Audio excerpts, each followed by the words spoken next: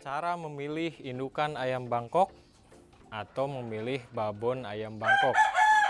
Simak terus video ini, saya akan memberikan tips-tips cara memilih ayam Bangkok dengan baik dan benar agar hasil ternak tidak sia-sia dan agar hasil ternak pun memuaskan.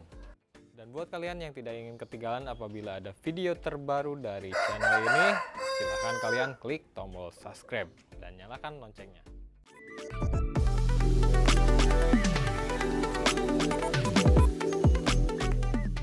Ada dua jenis istilah penyebutan untuk indukan ayam, khususnya ayam Bangkok, yaitu indukan babon dan indukan dara. Babon di sini adalah indukan ayam yang sudah pernah bertelur atau sudah pernah mempunyai anak. Kalau orang statusnya bisa dibilang janda. Ciri-ciri ayam babon bisa dilihat dari bagian pinggulnya ya. Nah, bagian sininya. Ayam yang sudah pernah bertelur atau ayam babon itu biasanya dia bagian pinggulnya sini agak sedikit turun karena sudah mengalami beberapa kali bertelur. Kemudian ada istilah penyebutan ayam dedara atau ayam dara. Ayam dedara ini adalah indukan ayam yang belum pernah bertelur atau belum pernah mempunyai keturunan atau anak. Dedara ini biasanya indukan ayam yang akan siap bertelur dan siap untuk dikawinkan. Banyak yang bilang telur pertama dari indukan ayam atau dedara itu biasanya anaknya jelek. Sebenarnya sih ini mitos, bisa benar dan bisa tidak. Dan ada yang bilang pula kalau telur pertama dari indukan ayam itu atau dedara itu biasanya tidak akan jadi. Jadi ketika semua biang kalian kawinkan dengan pejantan, telur pertama yang ada di sarang itu biasanya tidak jadi. Jadi telur pertama itu rata-rata dari hasil produksi pakan atau telur yang hasil karena kenyang ya, jadi belum dibuahi. Biasanya indukan akan memproduksi telur yang dibuahi oleh pejantannya itu ketika telur kedua dan ketiga. Jadi bukan telur pertama dari dedara, tetapi telur yang dikeluarkan pertama oleh semua indukan atau semua babon itu rata-rata tidak akan jadi karena telur pertama yang dikeluarkan itu hasil dari pakan atau telur yang disebabkan karena makanan. Kemudian ada istilah babon cetak dan babon enggak ya. Nah, babon cetak di sini bisa diartikan babon yang bisa memproduksi 99% babon ini bisa mengeluarkan anak seperti gen pejantannya. Contoh baik dari warna, baik dari kualitas itu 99%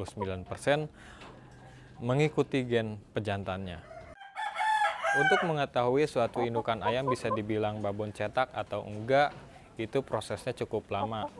Bisa 1-2 tahun. Karena untuk mengetahui indukan babon cetak atau tidaknya, itu kita harus menunggu hasil anakan dari babon tersebut. Hasil anakan bisa ditunggu 6-7 bulan ketika masa dewasa. Kemudian masuk masa rawatan, hitung 2-3 bulan, jadi 10 bulan. 10 bulan ke atas baru kita mengetahui apakah anakan dari salah satu indukan tersebut mendekati gen pejantannya atau tidak. Kalau tidak mendekati gen pejantannya berarti itu indukan bukan indukan cetak. Jadi ketika kalian mempunyai indukan atau babon yang tidak bisa menghasilkan anakan yang 99% atau mendekati gennya ke pejantannya, sebaiknya sih kalian jangan produksi lagi ya ke betina atau babon tersebut, karena percuma ketika nanti besar kalau hasilnya tidak sesuai harapan, kalau hasilnya nihil ya kalian hanya buang-buang biaya produksi selama beternak aja.